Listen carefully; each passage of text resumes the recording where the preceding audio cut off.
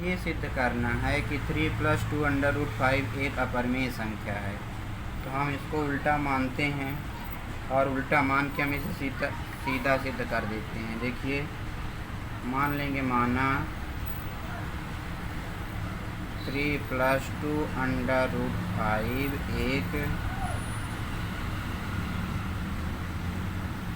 परिमेय संख्या है।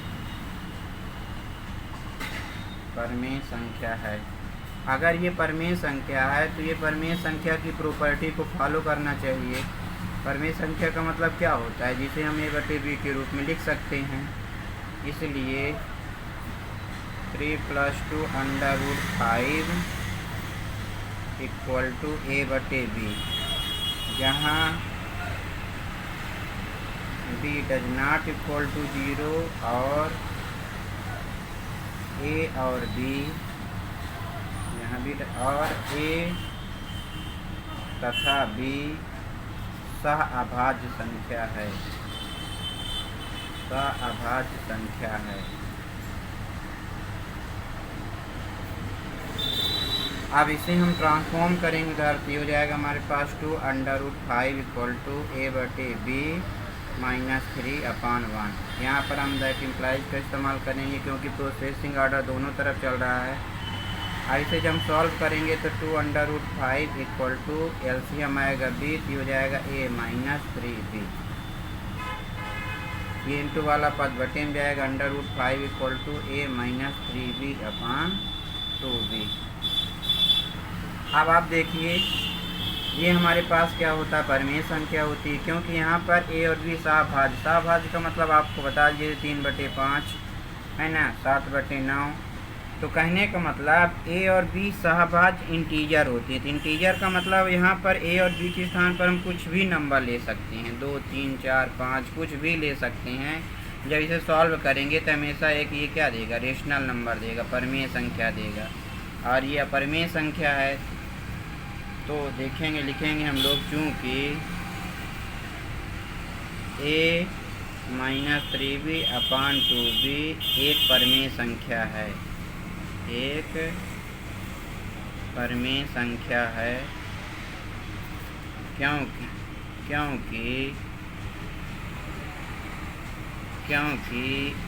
a, b, 3, 2 एक पूर्णांक है। एक पूर्णांक है क्योंकि a, b, 3 दो पूर्णांक, इसलिए क्या हुआ, हमारे पास परिमेय संख्या हो गई। हम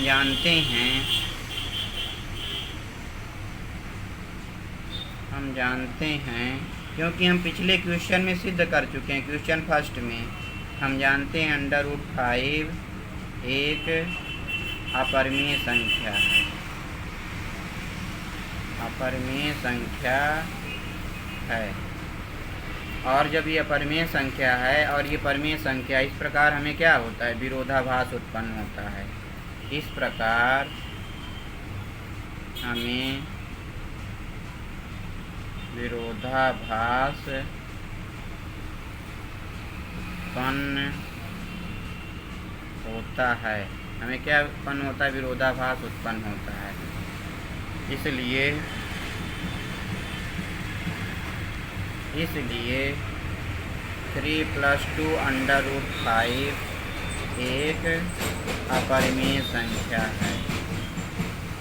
अपरिमेय संख्या तो इसी तरह क्वेश्चन नंबर आप तीसरा देखेंगे, है ना। जैसे क्वेश्चन नंबर तीसरा, हमें ये सिद्ध करना है ये अपरिमेय संख्या। इसी तरह क्वेश्चन बहुत सारे आपके पास दिए गए हैं। हमें सिद्ध करना है 7 √5 एक अपरिमेय संख्या है। 7 √5 एक अपरिमेय संख्या है। एक अपरिमेय संख्या है, हमें ये सिद्ध करना है। तो जब हमें ये सिद्ध करना है तो हम लोग इसको उल्टा हमेशा मानते हैं, है ना। तो जब हम इसको उल्टा मानेंगे, लिखेंगे सॉल्व, माना 7 √5 एक परिमेय संख्या है। एक परिमेय संख्या है। अगर ये परिमेय संख्या है तो परिमेय संख्या की प्रॉपर्टी को फॉलो करना चाहिए। इसका मतलब क्या हुआ, 7/5 = a/b। यहाँ पर हम लिखेंगे यहाँ b does not equal to 0, a और b सहभाज्य संख्या है, आप लिख लेंगे। यहाँ b does not equal to 0, a तथा b सहभाज्य संख्या है। इसको हम लोग ऐसे करेंगे, √5 = a/7b। अब आप देख रहे हैं a और b सहभाज्य मतलब सहभाज्य इंटीजर है, तो यहाँ पर कोई भी लेंगे तो एक रेशनल नंबर देगा, और हम इसे प्रूव कर चुके हैं कि n रेशनल नंबर है। इस प्रकार हमें एक विरोधाभास उत्पन्न होता है, अतः ये क्या होगा, हमारे पास अपरिमेय संख्या होगी। जो लिखने का तरीका है, लिखेंगे चूँकि a/7b एक परिमेय संख्या है, एक परिमेय संख्या है, क्योंकि a b 7 एक पूर्णांक है, एक पूर्णांक है। हम जानते हैं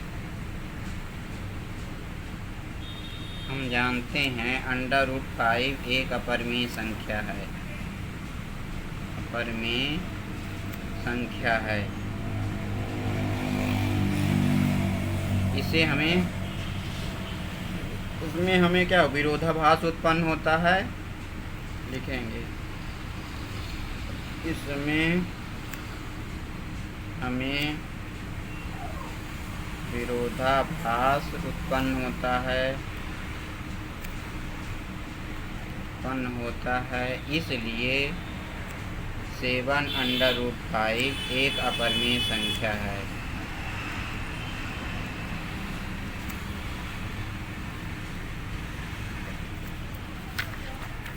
अब हम लास्ट एक्सरसाइज पढ़ेंगे 1.4, और 1.4 एक्सरसाइज में जो हमारे पास है टर्मिनेटिंग और नॉन टर्मिनेटिंग। बिना भाग दिए आपको बताना है कौन सा टर्मिनेटिंग है, कौन सा शांत है। जो भाग देने पर पूर्ण हो जाए, मतलब बंद हो जाए, उसे हम लोग क्या बोलते हैं, शांत। और जो भाग देने पर लगातार चलता रहे, कभी भी शांत ना हो, खिसिया जाए, है ना, उसको हम लोग क्या बोलते हैं, अशांत बोलते हैं। जैसे देखो यहाँ पर 2/5 ये हमारे पास शांत होगा, क्योंकि इसको जब भाग देंगे तो 0 कितना आएगा 4, लेकिन 1/3 ये क्या होगा, अशांत होगा। तो इसके लिए हमारे पास कुछ नियम है, उसको देखेंगे। अगर कोई भी फ्रैक्शन अगर p/q के रूप में दिया है, तो अगर कोई भी फ्रैक्शन अगर q की जो वैल्यू होती है, अगर इस रूप में सेट हो जाती है, काटने के बाद अगर 2m 5n के रूप में अगर सेट हो जाती है, उस सिचुएशन में वो क्या होता है, शांत होता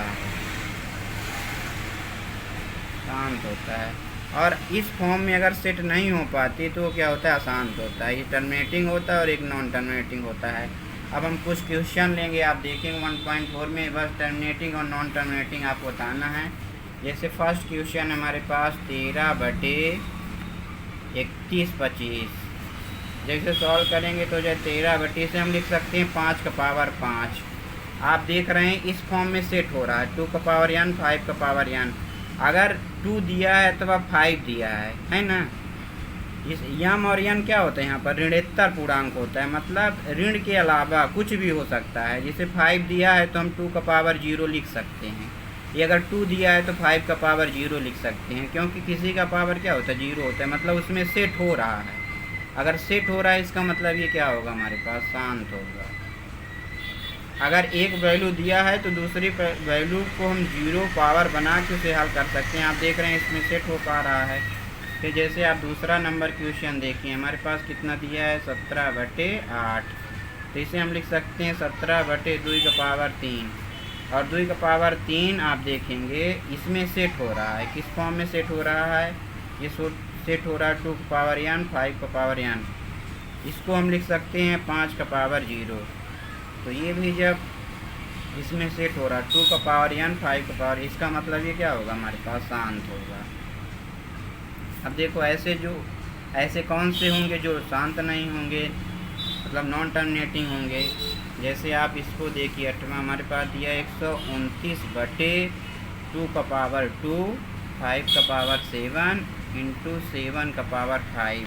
अब आप देख रहे हैं ये तो है, लेकिन इसमें एक्स्ट्रा भी दिया है और इस फॉर्म में नहीं सेट हो पा रहा है।